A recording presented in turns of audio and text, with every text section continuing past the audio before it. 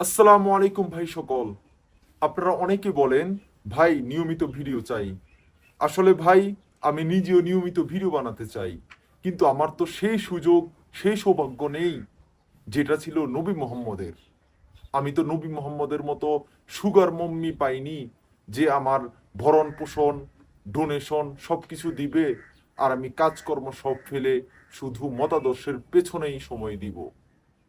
সেই সুযোগ হলে হয়তো ভালোই হতো, একটি জ্ঞানমূলক জ্ঞানতাত্ত্বিক বিপ্লব ঘটানো সম্ভব হতো।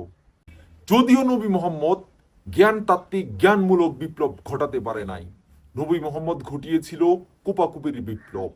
নবী মোহাম্মদ মানুষকে জ্ঞান দিয়ে বুঝাতে সক্ষম হয় নাই।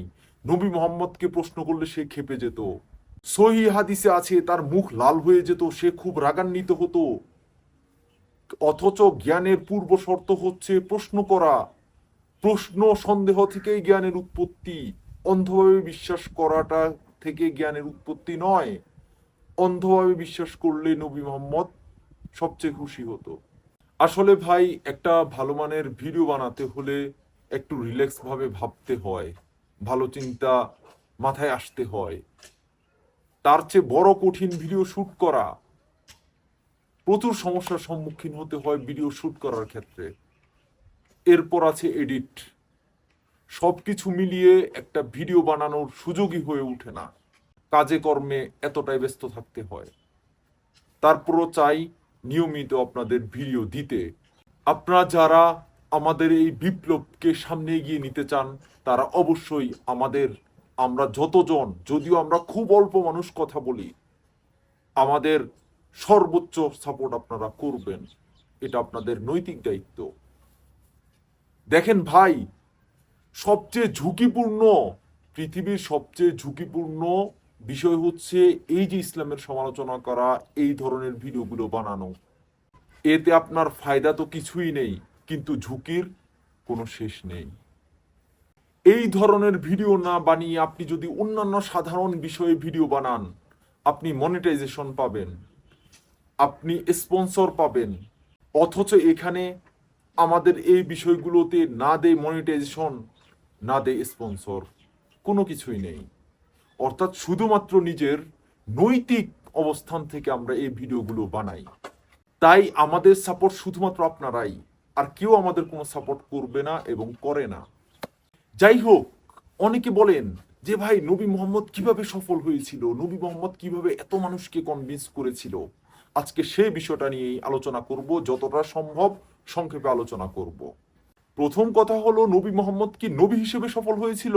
না, সে কিন্তু নবী হিসেবে সফল হয় নাই। সে সফল হয়েছিল একজন প্রভাবশালী, একজন সাম্রাজ্যবাদী, একজন নেতা হিসেবে, একজন গোত্রীয় নেতা হিসেবে সে সফল হয়েছিল। নবী হিসেবে সে সফল হয়নি, কারণ সে তার সময়, সে নিজেকে দাবি করে সে মহাবিশ্বের নবী, পুরো পৃথিবীর নবী, কিন্তু সে পুরো পৃথিবীতে ইসলাম প্রচার করতে পারেনি। সে শুধুমাত্র মক্কা এবং মদিনায় ইসলাম প্রচার করতে পারছিল। সেটাও মানুষকে কনভিন্স করতে পারে নাই। কথিত ঐশ্বরিক জ্ঞান এসবের মাধ্যমে মানুষকে কনভিন্স করতে পারে নাই, মক্কা মদিনার মানুষকেও কনভিন্স করতে পারে নাই। তাহলে সে কিভাবে? সে কাটাকাটি কোপাকুপি এসবের মাধ্যমে একটা রাজত্ব কায়েম করতে পারছিল। অর্থাৎ সে না পেরেছিল পুরো বিশ্বে ইসলাম প্রচার করতে, না পেরেছিল আরবে অথবা বা মক্কা মদিনায় জ্ঞানমূলকভাবে জ্ঞান দিয়ে, ধর্মীয় গ্রন্থ দিয়ে মানুষকে কনভিন্স করতে। সে কিন্তু ধর্মীয় গ্রন্থ দিয়ে মানুষকে কনভিন্স করতে পারে নাই। খুবই অল্প মানুষকে সে কনভিন্স করতে পেরেছিল ধর্মীয় গ্রন্থ দিয়ে। তার প্রমাণ, তার উদাহরণ আমি একটু পরেই দিব। দেখেন, অন্যান্য নবীদের ক্ষেত্রে আমরা দেখি এরা জন্মের পর থেকে এই নবী, অল্প বয়স থেকে এই নবী, যৌবনকাল থেকে এই নবী। কিন্তু নবী মোহাম্মদের ক্ষেত্রে আপনারা দেখেন, সে কিন্তু 40 বছর বয়সে নিজেকে নবী দাবি করছে এবং কোরআন ডাউনলোড করা বা কোরআন লেখানো শুরু করছিল। সে বাল্যকালেও নয়, 18 বছর বয়সেও নয়, 25 বছর বয়সেও নয়, 40 বছর বয়সে গিয়ে নিজেকে নবী দাবি করছিল। অর্থাৎ 40টা বছর সে শুধু অবজারভেশন করছিল, গবেষণা করছিল, ভেবেছিল যে কিভাবে, তাহলে তার ভাবনা কোথা থেকে আসলো? দেখেন, প্রথম পয়েন্ট হলো নবী মোহাম্মদ কোথায় জন্মগ্রহণ করছিল? মক্কায়, মক্কার আশেপাশের এরিয়ায়, অর্থাৎ কাবার আশেপাশে, যেটা ছিল সকল ধর্মের মিলন মেলা। সব ধর্মের লোক সেখানে সমবেত হতো, বিভিন্ন ধর্মের কিচ্ছা কাহিনী, বিভিন্ন ধর্মের কথাবার্তা সেখানে চলতো। নবী মোহাম্মদ দীর্ঘ সময়, সে তো রাখাল ছিল, ভেড়া চড়াতো, এরপরের সময়টা সে সেখানে এসব শুধু শুনতো, ধর্মগুলো কিভাবে কাজ করে। এটা ছিল তার জন্য একটা প্লাস পয়েন্ট। তার জন্মটা এমন জায়গায় হয়েছিল যেটা ছিল সকল ধর্মের মিলন মেলা। এরপরে আসেন, নবী মোহাম্মদ যেই সময় এবং যেই সমাজে, যেই গোত্রে জন্মগ্রহণ করেছিল, সেই সময়টা ছিল নবী কালচার। অর্থাৎ তখনকার মানুষ নবীকে ত্রাণকর্তা মনে করতো, মানুষ নবী হতে চাইতো। মানুষ মনে করতো নবী আসবে, নবী এসে মানুষকে একটা ভালো পথ দেখাবে। অর্থাৎ সেই সময় নিজেকে নবী দাবি করাটা কোনো চ্যালেঞ্জিং বিষয় ছিল না। বর্তমান সময়ে কেউ নিজেকে যদি নবী দাবি করে, সে শেষ। কিন্তু সেই সময় কিন্তু মানুষ নিজেকে নবী দাবি করত। এই যুগে যেমন মানুষ ডাক্তার ইঞ্জিনিয়ার হতে চায়, সেই যুগে মানুষ নবী হতে চাইতো। নবী মোহাম্মদের যুগে সেই সময়ে অন্যান্য অনেক নবী ছিল, তারা নবী মোহাম্মদের মতো এত বিখ্যাত, এত প্রভাবশালী হতে পারেনি। সেটা কেন পারেনি, সেটাও আমি বলবো। এবার 3 নাম্বার পয়েন্ট হলো নবী মোহাম্মদের জীবনে খাদিজার আশীর্বাদ। অনেকে মনে করে নবী মোহাম্মদ 25 বছর বয়সে বিধবা, 37 বছর 38 বছর বয়সী খাদিজাকে বিয়ে করে বুঝি খুব মহৎ কাজ করেছেন, খুব দয়া করেছেন। আরে না, বরং খাদিজা নবী মোহাম্মদের উপর দয়া করেছেন। খাদিজাকে বিয়ে করতে না পারলে নবী মোহাম্মদ নবী হতে পারত না। আপনারা ভুলে যাবেন না, নবী মোহাম্মদ কিন্তু খাদিজার একজন কর্মচারী ছিল, আর খাদিজা ছিল নবী মোহাম্মদের বস। এই যুগে আপনারা দেখবেন অনেক কোম্পানির যারা মালিক, বস, মহিলা আছেন বিধবা, তাদেরকে বিয়ে করার জন্য সুদর্শন ছেলেরাও পাগল হয়ে থাকে। অর্থাৎ খাদিজা সাধারণ কোনো বিধবা ছিলেন না, খুবই প্রভাবশালী, পয়সাওয়ালা, দেখতে সুন্দরী এমন ছিলেন। এমনকি খাদিজার বাবা খুয়াইলিদ, ইবনে হিশামের বর্ণনায় আছে, খুয়াইলিদ সেই বিয়েতে রাজি ছিল না। তখন খাদিজা একটা ভোজের আয়োজন করলেন। ওই ভোজে তার বাবাকে মদ খাইয়ে মাতাল করে দিলেন। ওই মাতাল অবস্থায় বিয়ে হয়ে গেছে। এটা ইবনে হিশামের বর্ণনা। অনেক হুজুররা এটা মানতে চায় না, যেহেতু এটা নবীর শানে একটু দেখতে খারাপ লাগে, সেজন্য এটা মানতে চায় না। কিন্তু কোনো কিছু আবার তাদের মন মতো হলে তখন ঠিকই সেটা মানে। যাই হোক, খাদিজাকে বিয়ে করার মাধ্যমে নবী মোহাম্মদকে খাদিজা পরিচয় করিয়ে দিল ওয়ারাকা ইবনে নফেলের সাথে। ওয়ারাকা ইবনে নফেল খুবই গুরুত্বপূর্ণ। সে কে ছিল? সে সেই সময়ে বাইবেলকে, হিব্রু বাইবেলকে আরবিতে অনুবাদের কাজে হাত দিয়েছিল। তার সান্নিধ্যে আসার কারণে নবী মোহাম্মদ বাইবেল এবং এব্রাহামিক ধর্মগুলো সম্পর্কে অনেক কিছু জানতে পারলো। তখনও কিন্তু সে নিজেকে নবী দাবি করেনি, তার বয়স 25। আপনারা ভুলে যাবেন না, নবী মোহাম্মদ কিন্তু 40টা বছর শুধু গবেষণা করছে, পর্যবেক্ষণ করছে, এরপরে কিন্তু নিজেকে নবী দাবি করছে। এমনকি সহিহ হাদিসে আছে, আপনারা জানেন, ওয়ারাকা ইবনে নফেলের মৃত্যুর পর অনেকদিন ওহী নাজিল বন্ধ ছিল। নবী মোহাম্মদ হতাশায় পড়ে গিয়েছিল, সে সুইসাইড করতে চেয়েছিল। এরপর সে এমন আরো কিছু লোককে ভাও করেছিল যাদের অন্যান্য ধর্ম সম্পর্কে, বিশেষ করে এব্রাহামিক ধর্মগুলো সম্পর্কে ভালো জ্ঞান ছিল, সেগুলো সহিহ হাদিসে আছে। তার একজন অভিলেখকও ছিল খ্রিস্টান, যে খ্রিস্টান থেকে মুসলিম হয়েছিল। পরবর্তীতে সে বলেছিল, আরে একে আমি যা বলি সে শুধু তাই দেখি ডাউনলোড করে। তারপর সে ইসলাম ত্যাগ করেছিল। এরপর কিছু গোলাম ছিল যাদের এব্রাহামিক ধর্ম সম্পর্কে ভালো জ্ঞান ছিল, তাদের কাছ থেকে সে জ্ঞান নিত। নবী মোহাম্মদ তো একদিনে কোরআন লেখাই নাই, দীর্ঘ 23 বছর ধরে, দীর্ঘ 23। আপনি আমাকে 1 বছর সময় দেন, আমি কোরআনের চেয়ে ভালো বই লিখে দেখাতে পারবো। আর তার 23 বছর ধরে সে এই কোরআন লিখিয়েছিল। তারপরও কাদের মাধ্যমে? কবি টাইপের সাহাবীদের মাধ্যমে, যারা সেই সময় কবি ছিল। এমনকি আপনারা আজকে যে কোরআন পাচ্ছেন সেটা তো ওই নবী মোহাম্মদের কোরআন না। এরপর অনেকবার এই কোরআন পরিমার্জিত হয়েছে, এর উপর অনেক কিছু হয়েছে। এমনকি উসমান যেই কোরআনটা লিখিয়েছিল সেই কোরআনেরও মূল কপি নেই। নবী মোহাম্মদের সময়ের কোরআনের মূল কপি তো দূরের কথা, কিছু পাণ্ডুলিপি পাওয়া যায়, পাণ্ডুলিপি কিন্তু মূল কপি নয়, অংশ বিশেষ। নবী মোহাম্মদের নবুয়তের ক্ষেত্রে দুটি সময় খুবই গুরুত্বপূর্ণ, সেটা হচ্ছে মাক্কি জীবন, মাদানী জীবন। মাক্কি জীবন ছিল 13 বছরের আর মাদানী জীবন ছিল 10 বছরের। মাক্কি জীবনে নবী মোহাম্মদ 13 বছর দাওয়াত দিয়ে মানুষকে জ্ঞানমূলক কথা বলে, সুন্দর সুন্দর কথা বলেও মাক্কি জীবনের দীর্ঘ 13 বছরে নবী মোহাম্মদ মাত্র শখানিক লোকজনকে ইসলামে নিয়ে আসতে পেরেছিল। তারা কারা? তাদের মধ্যে ম্যাক্সিমাম আত্মীয় স্বজন, আর বাকিরা ছিল দাস শ্রেণী।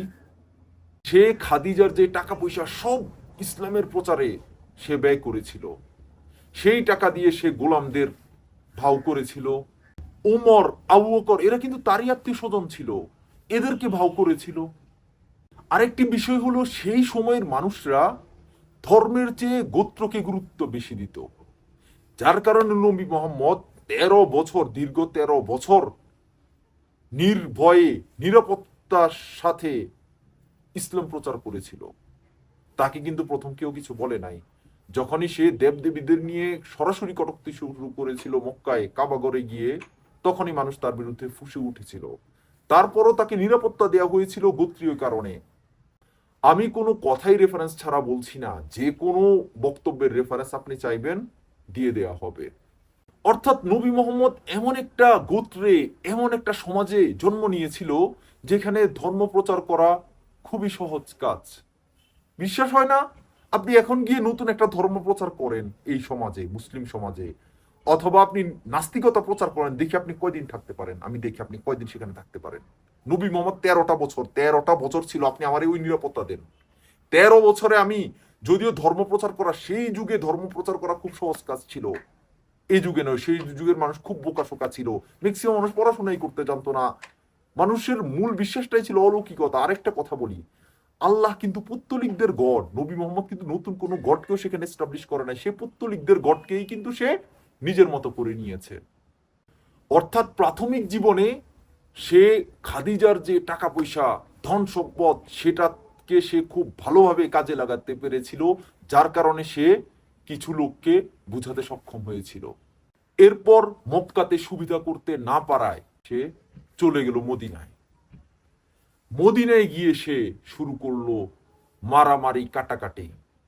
এবং সবচেয়ে গুরুত্বপূর্ণ পয়েন্ট হলো, নবী মোহাম্মদের সবচেয়ে বড় প্লাস পয়েন্ট ছিল সে তার দলে খালিদ বিন ওয়ালিদ, ওমর এদের মতো কিছু দুর্ধর্ষ ডাকাত এবং সাইকোপ্যাথকে তার দলে সে নিয়ে আসতে পেরেছিল। টাকা দিয়ে বুঝিয়ে যে কোনোভাবেই হোক সে নিয়ে আসতে পেরেছিল। এটাই ছিল তার সবচেয়ে বড় প্লাস পয়েন্ট।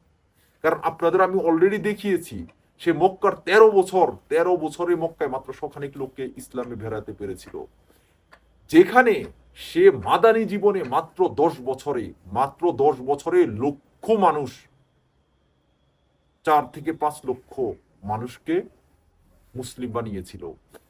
মাদানী জীবনে লোকজন গোত্রে গোত্রে, দলে দলে ইসলাম গ্রহণ করেছিল। বুঝে শুনে না, ভয়ে। কারণ নবী মোহাম্মদ তার ওই ডাকাত দল নিয়ে আক্রমণ করত রাতের অন্ধকারে, শেষ রাতে আক্রমণ করত। সহিহ হাদিসে এগুলো স্পষ্ট আছে। এটাকে অভিযান বলা হয়, অর্থাৎ আক্রমণকে অভিযান বলা হয়। নবী মোহাম্মদ শুধুমাত্র সম্মুখ যুদ্ধই করে নাই, সে প্রচুর আক্রমণাত্মক হামলাও কিন্তু করেছিল। সে মানুষকে গিয়ে হুমকি দিত, ইসলাম গ্রহণ করো, শান্তিতে থাকবা, নয়তো তোমাদের ওইটা করে দেয়া হবে, হয় বিতাড়িত নয়তো শেষ। বিতাড়িত করা হয়েছিল উদাহরণস্বরূপ বনু নাদির, আর শেষ করে দেওয়া হয়েছিল উদাহরণস্বরূপ বনু কুরাইজা। তারা ইসলাম ধর্ম গ্রহণ করলে বেঁচে যেত, ইসলাম ধর্ম গ্রহণ করে নাই। এসব ঘটনার পর মানুষ দলে দলে ইসলামে এসেছিল। আপনি সহিহ হাদিস থেকে কোথাও রেফারেন্স দেখাতে পারবেন না যে নবী মুহাম্মদের কথা শুনে মানুষ দলে দলে ইসলামে প্রবেশ করেছিল। না, নবী মুহাম্মদের কথাই নয়, কোপাকুপির কারণে। আপনারা এখন বলতে পারেন যে জোর করে যদি আমি মানুষকে ধর্মে দীক্ষিত করি তাহলে পরে তো তারা ইসলাম থেকে বের হয়ে যাওয়ার কথা। আপনি ঠিক বলছেন। নবী মুহাম্মদের মৃত্যুর পর ইসলাম ত্যাগের হিড়িক পড়েছিল। এমনকি ইসলামে আপনি দেখবেন যে প্রচুর মুনাফেক বলা হয়, মুনাফেকরা ছিল। তা কেন ছিল? তারা বাধ্য হয়েছিল। তাদের ইসলাম গ্রহণ করা ছাড়া কোনো উপায় ছিল না, নয়তো তাদের শেষ করে দিবে। এই জন্য তারা মুসলিম হওয়ার অভিনয় করেছিল। নবী মুহাম্মদের মৃত্যুর পর ইসলাম ত্যাগের হিড়িক পড়েছিল। আবু বকর রিদ্দার যুদ্ধ করেছিল মুরতাদদের বিরুদ্ধে, যারা ইসলাম ত্যাগ করেছিল তাদের বিরুদ্ধে রিদ্দার যুদ্ধ করেছিল। নবী মুহাম্মদের যুগে ইসলাম মক্কা মদিনায় ছিল। নবী মুহাম্মদের পরবর্তী সময়ে তার যে সাহাবীরা, তারা ইসলামকে ছড়িয়ে দিয়েছিল।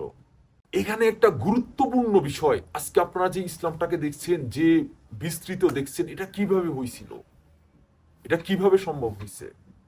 এখানে গুরুত্বপূর্ণ একটা বিষয় হলো, সেই নবী মুহাম্মদের মক্কা মদিনা বিজয় থেকে, সেই নবী মুহাম্মদের সময় থেকে আজ পর্যন্ত, আজ অবধি সেখানে কোনো অমুসলিম ক্ষমতায় আসে নাই। সেই নবী মুহাম্মদ থেকে এখন পর্যন্ত ইসলামী ক্ষমতাই চলছে। যার কারণে আপনাকে আমি একটা সহজ উদাহরণ দেই। আপনি মনে করেন বাংলাদেশে নাস্তিকরা ক্ষমতায় আসলো, অথবা কোন একটা ধর্ম ক্ষমতায় এসে তরবারির মুখে সকল মুসলিমকে সেই ধর্মে দীক্ষিত করলো, অথবা নাস্তিক হতে বাধ্য করলো। এখন আপনি এই জিনিসটা যদি 30 বছর, 40 বছর, 50 বছর এভাবে ক্ষমতায় থাকতে পারেন, তাহলে কিন্তু সেটা সম্ভব নয়। কারণ ওই জেনারেশনটাকে আপনি জোর করে ওই ধর্মে দীক্ষিত করেছেন, আপনার ক্ষমতা চলে যাওয়ার পর ওরা কিন্তু আবার পরিবর্তন হয়ে যাবে, উল্টো আরো আপনার বিরুদ্ধে ফুঁসে উঠবে। কিন্তু যদি এমন হয় আপনি দীর্ঘ 500 বছর ক্ষমতায়, অর্থাৎ যেই ধর্ম বাংলাদেশে ক্ষমতায় বসেছে তারা 500 বছর টানা ক্ষমতায়, তাহলে আপনি প্রথম যে 1, 2, 3 জেনারেশনকে জোর করে আপনি ইসলাম থেকে বের করেছিলেন, আপনার মতাদর্শে বা ধর্মে দীক্ষিত করেছিলেন, তারা ঠিকই বাধ্য হয়ে ইসলাম ছেড়েছিল। কিন্তু তার পরবর্তী যে জেনারেশনগুলো আসবে তারা কিন্তু অটোমেটিক ইসলামহীন হয়ে যাবে। তারা অটোমেটিক নাস্তিক বা যে ধর্ম চাপিয়ে দেওয়া হবে সেটা অটোমেটিক গ্রহণ করে ফেলবে। তখন তাদের কাছে সেটাই সত্য মনে হবে। কারণ আপনি দেখবেন অধিকাংশ মানুষই কিন্তু জন্মসূত্রেই ওই ধর্মের অনুসারী। পরবর্তীতে যে পরিবর্তন সেটা খুবই কম হয়, তুলনামূলক খুবই কম। অর্থাৎ এই জিনিসটাই ঘটেছিল ইসলামের ক্ষেত্রে। এই যে গোত্রে গোত্রে, দলে দলে মানুষকে ইসলাম ধর্ম গ্রহণ করতে বাধ্য করা হয়েছিল, ওই জেনারেশনটা ঠিকই বাধ্য হয়ে ইসলাম ধর্ম গ্রহণ করেছিল। কিন্তু তাদের পরবর্তী জেনারেশন গুলো যেহেতু জন্মসূত্রেই মুসলিম, তাই তারা তো এমনিতেই মুসলিম হবে, এটাই স্বাভাবিক। অর্থাৎ জোর করেও মানুষের মতাদর্শ পরিবর্তন করা যায় যদি আপনি সেটা দীর্ঘ সময় ধরে রাখতে পারেন। আপনি যদি 300 থেকে 400 বছর, অর্থাৎ 3-4 জেনারেশন যদি আপনি শাসন করতে পারেন, তবে সেটা সম্ভব। এবং তার জ্বলন্ত উদাহরণ ইসলাম।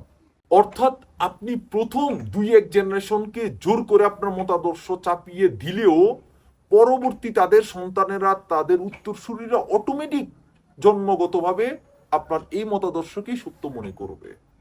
এটাই ঘটেছে ইসলামের ক্ষেত্রে।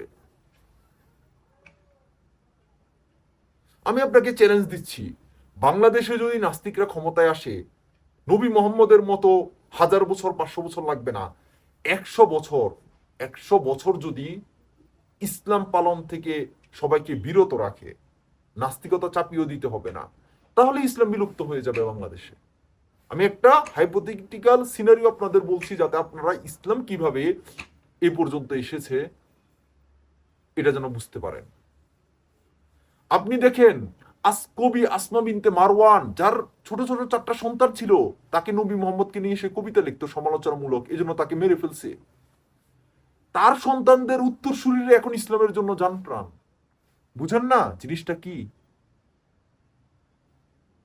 মোহাম্মদী ধর্মের অনুসারীদের মধ্যে তো নৈতিকতা নাই, তাই তারা শর্টকাট ইউজ করে যে আপনাদের একটা গোত্রকে জোর করে ধর্ম পরিবর্তন করাবে, দীর্ঘ সময় সেটা তারা শাসন ক্ষমতায় থাকবে, পরবর্তীতে তো আপনারা এমনিতেই মুসলিম। আরেকটি জিনিস কি, ইচ্ছামতো সন্তান নিবে, ইচ্ছামতো সন্তান নিবে, সন্তান দিয়েই তারা তাদের অনুসারী সংখ্যা বাড়াবে। তারা তো জ্ঞান দিয়ে কিছু করতে পারে না, তাদের অস্ত্র মিথ্যা, সন্তান বাড়ানো, আর হচ্ছে জোর জবরদস্তি, সত্য প্রকাশে বাধা দেয়া, এসবই তাদের অস্ত্র। অর্থাৎ ক্ষমতার পালাবদল না হওয়া সেই 1400 বছর পূর্বে থেকে নবী মোহাম্মদের মক্কা মদিনা বিজয়ের পর থেকে এখন পর্যন্ত ইসলামী ক্ষমতায় থাকা, এটাই হচ্ছে ইসলাম আজ এই পর্যায়ে আসার প্রধান কারণ। আমাদের সমাজে আপনারা কি দেখেন, মানুষ 50 বছর ক্ষমতায় থাকে, তারপর সেটা পরিবর্তন হয়ে যায়, কিন্তু ইসলামের ক্ষেত্রে সেই জিনিসটা হয় নাই। যার কারণে আমরা যে ইসলামের সমালোচনা করি সব কিন্তু ইসলামিক সোর্স, কোনো অমুসলিমের সোর্স নেই। একজন অমুসলিম, কোনো অমুসলিমের বই অক্ষত নেই, রাখা হয়নি সবগুলো। এই যে আমরা এত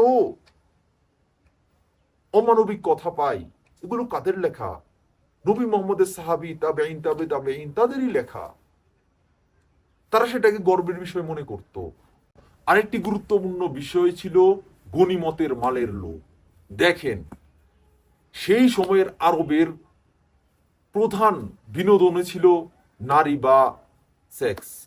নবী মোহাম্মদ তার ধর্মের কনসেপ্টটা দেখেন, তুমি যুদ্ধে যাবা, জিতলেও তুমি নারী পাবা, গনিমতের মাল। আপনারা আশা করি জানেন গনিমতের মাল কি জিনিস, জেনে যাবেন। অর্থাৎ নারী, অমুসলিমদের মা বোন যারা আছে, হামলা করে যুদ্ধ করে যেভাবেই হোক তাদেরকে নিজেদের দাস দাসী বানানো। বাঁচলে তুমি গনিমতের মাল পাবা, অর্থাৎ বাঁচলেও নারী, মরলেও নারী। মরলে তুমি 72 হুরি পাবা, বাঁচলে তুমি অমুসলিমদের সুন্দরী মেয়ে স্ত্রীদের তোমরা পাবা।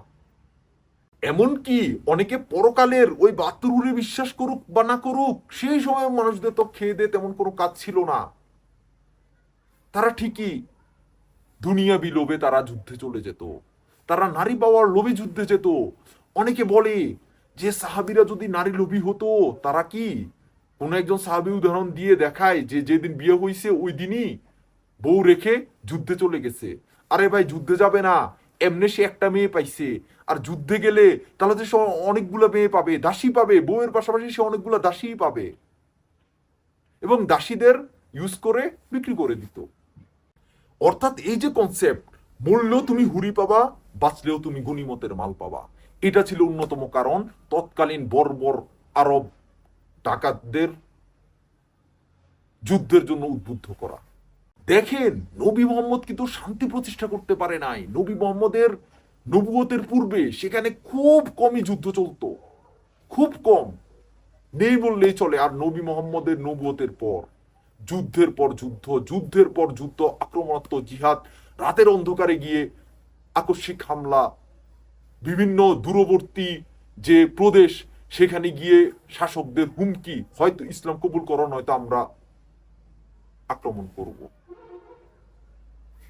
আবার যে কোনো বক্তব্যের রেফারেন্স আমি দিব, শুধু বলবেন। এখন আপনাদের আমি দেখাই নবী মোহাম্মদের সাহাবীরা যে কি পরিমাণ সাইকোপ্যাথ ছিল। তাদের মধ্যে অন্যতম খালিদ বিন ওয়ালিদ। এই আপনাদের আজকে আমি যেই ঘটনা দেখাবো প্রমাণ, এটা দেখার পর যাদের নাম খালিদ আছে তারা হয়তো নাম পরিবর্তন করে ফেলবেন। কারণ খালিদ বিন ওয়ালিদ এত কুখ্যাত ছিল, এমন সাইকোপ্যাথ ছিল, যার সাইকোপ্যাথগিরি দেখে উমর, আরেক ডাকাত সাইকোপ্যাথ উমর পর্যন্ত রীতিমতো অবাক হইত, এত সাইকোপ্যাথ মানুষ কিভাবে হয়। ঘটনাটা আমি বলি, তারপর রেফারেন্স দেখাচ্ছি। ঘটনাটা ছিল মালিক ইবনে নুয়াইরা নামক একজন, সেও মুসলিম, কিন্তু সে জাকাত দিতে অস্বীকার করেছিল।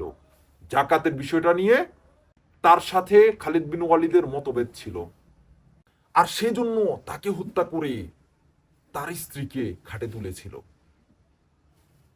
এমনকি ওই রাতে সে মাংস রান্না করেছিল, ওই মালিকের মাথাটা উপর ডেকচি বসিয়ে ইট এবং তার মাথার চুলে মাংস রান্না করেছিল। আমি এখনই দেখাবো, তারপর আপনারা দেখেন। খালিদ বিন ওয়ালিদ যে কি পরিমাণ সাইকোপ্যাথ ছিলেন তার একটা উদাহরণ এখন দেখেন। তার এমন উদাহরণ আরো আছে, সবগুলো দেখালাম না, শুধু একটা দেখেন। সাহাবি খালিদ বিন ওয়ালিদ, একটা উদাহরণ তার দেখেন। আল বিদায়া ওয়ান নিহায়া, এটা কিন্তু ইসলামের খুবই গুরুত্বপূর্ণ একটি সিরাত গ্রন্থ, খুবই প্রসিদ্ধ সিরাত গ্রন্থ। 483 পৃষ্ঠা। হেডলাইন হলো মালিক ইবনু নুয়াইরা আল ইয়ারবুই তামিমের ঘটনা। ওকে, খালিদ মানে খালিদ বিন ওয়ালিদ গনিমত হিসেবে নারী বন্দীদের মধ্য থেকে মালিক ইবনু নুয়াইরার স্ত্রীকে বেছে নেন। ছি ছি ছি, হেই, আপনারা কোনো বোন থাকলে একটু দেখেন আপনাদের সাহাবীরা কেমন ছিলেন, একটু জাস্ট দেখেন। আচ্ছা ভাই, তোর ওই লোকের সাথে সমস্যা, তার স্ত্রী কি দোষ করছে? যদি এই এই কি সমস্যা, শুধুমাত্র পার্থক্য ছিল সে জাকাত দিতে অস্বীকার করেছিল। দেখেন, এইগুলো ধর্মীয় স্বাধীনতার উদাহরণ। তার নাম ছিল উম্মু তামিম, মিনহালের কন্যা, দেখতে অত্যন্ত সুন্দরী। ঋতু থেকে পাক হওয়ার পর খালিদ তার সাথে মিলিত হন। কেউ কেউ বলেন যে খালিদ মালিক ইবনে নুয়াইরাকে ডেকে এনে সাজার মতাবলম্বন এবং জাকাত প্রদানে বিরত থাকার কারণ জিজ্ঞেস করেন। তিনি বলেন, তোমার কি জানা নেই যে জাকাতের বিধান সালাতের বিধানের সাথে মিলিয়ে একত্রে দেয়া হয়েছে? মালিক বলল, তোমাদের সাথী নবী তো এরকমই মনে করেন। খালিদ বললেন, তিনি আমাদের সাথী, তোমার সাথী নন কি? মানে নবী আমাদের সাথী, তোমার কি সাথী নন? হে জিরার এক সৈন্যকে, খালিদ বিন ওয়ালিদ একজন সৈন্যকে বলল, এর গর্দান উড়িয়ে দাও। মানে কি পরিমাণ অসভ্য বর্বর সাইকোপ্যাথ হলে একটু উল্টাপাল্টা হলে এই গর্দান। এখানে আমি আরেকটা কথা বলি মাঝখানে, নবী মোহাম্মদ, খালিদ বিন ওয়ালিদ, ওমর, তার অন্যান্য সাহাবীরা, এরা সাইকোপ্যাথ বইলেই এরা এমন একটা কাজে সফল হয়েছিল। কারণ সাইকোপ্যাথ যাদের মৃত্যু ভয় নেই তারা মারামারিতে সবচেয়ে বেশি পারফেক্ট। কারণ আপনার যখন মৃত্যু ভয় থাকবে না তখন আপনারা মারামারিতে খুব বেশি পারদর্শী হতে পারবেন। একজন সুস্থ মানুষ পারবে না, কারণ সে তো মানুষকে কথায় কথা হত্যা করতে পারবে না, মানুষের মধ্যে ত্রাসের সৃষ্টি করতে পারবে না। ইসলাম তো প্রতিষ্ঠিত হয়েছিল ত্রাসের মাধ্যমে। সেই ত্রাস বছরের পর বছর, বছরের পর বছর, শতাব্দীর পর শতাব্দী টিকে ছিল। তারপর মালিকের গর্দান উড়িয়ে দেয়া হয়। তারপর ওই মালিকের গর্দান উড়িয়ে দেয়া হয়। খালিদের নির্দেশে তার শির ছিন্ন করা হলো। তারপর দুটি পাথর ও মালিকের মস্তক, এই তিনটির উপর, আবার বলছি, ওই মাথা ছিন্ন করার পর দুটি পাথর এবং মালিকের মস্তক, এই তিনটির উপর ডেকচি বসিয়ে খাবার রান্না করা হয়। ও মাই গড, এগুলো কি? এ তো পুরো সাইকো কিলার মুভির। আমি এই জন্য বলি, নবী মুহাম্মদ এবং তার সাহাবীদের যে জীবনী কর্মকাণ্ড, এগুলোর উপর মুভি হয়, সাইকো কিলার মুভি। খাবার রান্না করা হয়, ওই খাবার দিয়ে খালিদ ওই রাত্রের আহার সারেন। এ ব্যবস্থার উদ্দেশ্য ছিল আরবের মুরতাদ ও অন্যান্য লোকদের ভীত ও শঙ্কিত করা। দেখছেন, এটাই হচ্ছে ইসলামের আসল রূপ। দেখেন, এটার উদ্দেশ্য কি ছিল? আরবে মুরতাদ ও অন্যান্য লোকদের ভীত ও শঙ্কিত করা। ইসলাম মানুষকে বোঝানোর মাধ্যমে প্রচারিত হয়নি, ভয়ের মাধ্যমে, শঙ্কিত করার মাধ্যমে ইসলাম প্রতিষ্ঠিত হয়েছিল। কথিত আছে যে মালিকের মাথার চুলও রান্নার আগুনে দেয়া হয় এবং চুল এত বেশি ছিল যে, অর্থাৎ লম্বা চুল ছিল, গোশত পাকানো শেষ হওয়ার পরও চুল অবশিষ্ট ছিল। আবু কাতাদা খালিদের এই কাজে সমালোচনা করেন এবং এ নিয়ে দুজনের তর্ক বিতর্ক হয়। এমনকি আবু কাতাদা খলিফা হযরত সিদ্দিকের নিকট হাজির হয়ে অভিযোগ পেশ করেন। এখানে একটা কথা বলি, নবী মোহাম্মদের সব সাহাবী, নবী মোহাম্মদের সব সাহাবী যে খুবই বর্বর ছিল এমনটাও নয়। কিছু সাহাবী ছিল নবী মোহাম্মদ এবং তার অন্যান্য সাহাবীদের চেয়ে তুলনামূলক সভ্য ছিল। তার একটা উদাহরণ, একটা হাদিসের লিঙ্ক আমি দিয়ে দিব, যেখানে নবী মোহাম্মদ কাফেরদের কিছু স্ত্রীদের বন্দী করেছিল। তাদের স্বামীরাও বন্দী, স্ত্রীরাও বন্দী। অর্থাৎ স্বামীরা জীবিত থাকায় কিছু সাহাবীরা বলল যে আমরা তাদের সাথে কিভাবে সহবাস করি, তাদের স্বামীরা এখনো জীবিত বন্দী। তারা ইতস্তত বোধ করতেছিল। তখন নবী মোহাম্মদ কোরআনের আয়াত ডাউনলোড করলো, আল্লাহ বলে দিল তাদের স্বামীরা বেঁচে থাকলেও কোনো সমস্যা নাই। অর্থাৎ নবী মোহাম্মদ এবং আল্লাহর নৈতিকতার চেয়ে তখনকার কিছু সাহাবীর নৈতিকতা তুলনামূলক ভালো ছিল। অর্থাৎ ইসলাম খারাপ মানুষকে তো খারাপ বানাই, কিছু তুলনামূলক ভালো মানুষকেও খারাপ বানায়। অনেকে বলে ধর্ম না থাকলে, ইসলাম না থাকলে নৈতিকতা কিভাবে বুঝবো? তাহলে ওই সাহাবীরা কিভাবে বুঝতে পেরেছিল যে এটা আসলে খারাপ লাগছে? এটা কিভাবে সম্ভব? ওকে, এমনকি আবু কাতাদা খলিফা হযরত সিদ্দিকের নিকট হাজির হয়ে অভিযোগ পেশ করেন। হযরত উমর রাদিয়াল্লাহু তাআলা আনহু এই বিষয়ে আবু কাতাদা থেকে অবগত হয়ে খলিফাকে বলেন, খালিদকে অপসারণ করুন, কেননা তার তরবারির মধ্যে ঝুলুম আছে। এটা উমরের কথা। মানে উমর অবাক, এত বড় সাইকোপ্যাথ কিভাবে হয়? এ তো আমার চেয়েও বড় সাইকোপ্যাথ। কিন্তু হযরত আবু বকর বললেন, যেই তরবারিকে স্বয়ং আল্লাহ কাফিরদের জন্য উন্মুক্ত করেছেন, আমি তাকে পুশবদ্ধ করতে পারি না। শুধু তাই নয়, খালিদ বিন ওয়ালিদ এক জায়গায় গিয়ে ৩০০-র মতো মানুষকে শেষ করে দিয়েছিল। তারা শুধুমাত্র ইসলাম গ্রহণ করেছি বলার পরিবর্তে তারা বলেছিল আমরা স্বধর্ম ত্যাগ করেছি, শুধুমাত্র এই জিনিসটা বলার কারণে। দেখেন কি পরিমাণ সাইকোপ্যাথ ছিল খালিদ বিন ওয়ালিদ। এটা তো শুধু একটা উদাহরণ দেখালাম, এমন আরো অনেক উদাহরণ আছে। অথচ শান্তির ধর্মের অনুসারীরা, আমরা ছোট থাকতে খালিদ বিন ওয়ালিদ সে নাকি আল্লাহর তরবারি, মানে এ কেমন আল্লাহ, এমন একটা সাইকোপ্যাথ তার তরবারি হয়। কয়জন মানুষ এগুলো জানে? এই সাইকোপ্যাথটা নাকি শান্তির ধর্মের, কথিত শান্তির ধর্মের অনুসারীদের কাছে খুবই প্রশংসনীয় লোক, যার কারণে আপনি প্রচুর লোকের নাম খালিদ দেখবেন। যার নাম আপনি খালিদ দেখবেন তাকে অবশ্যই আমার এই ভিডিও পাঠাবেন অথবা এই রেফারেন্স দিবেন, সে যেন পরে আল বিদায়া ওয়ান নিহায়া, সে যেন এগুলো পড়ে। খালিদ বিন ওয়ালিদ যে কেমন লোক ছিল সে যেন একটু জানুক, লজ্জায় সে নিজের নাম পরিবর্তন করতে বাধ্য হবে। আসলে সমস্যা হলো মানুষ তো জানে না, মানুষ তো নিজে কখনো পড়ে দেখে না, জাস্ট মুখে শুনছে এতটুকুই। এই লোকটা আসলেই কি করেছিল, কেন সে এত প্রশংসিত সেটা তো জানে না। সে কি ভালো কাজ করে প্রশংসিত নাকি খারাপ কাজ করে প্রশংসিত সেটা তো জানে না। যাই হোক, আজ এ পর্যন্তই। আবার দেখা হবে নতুন কোনো ভিডিওতে। এবং আমরা যারাই এত বিপদের মুখে, এত ঝুঁকির মুখে এই যে ইসলাম নিয়ে কথা বলছি, আপনারা আমাদের অবশ্যই সাপোর্ট করবেন, এটা আপনাদের নৈতিক দায়িত্ব। আপনারা যারাই অ্যাক্টিভিজম করতে পারছেন না বা করছেন না, কারণ আপনারা মানুষের কাছে কালারিং হয়ে যাবেন, মানুষের কাছে অপছন্দের পাত্রে পরিণত হবেন, এসব কারণে অনেকেই করছেন না।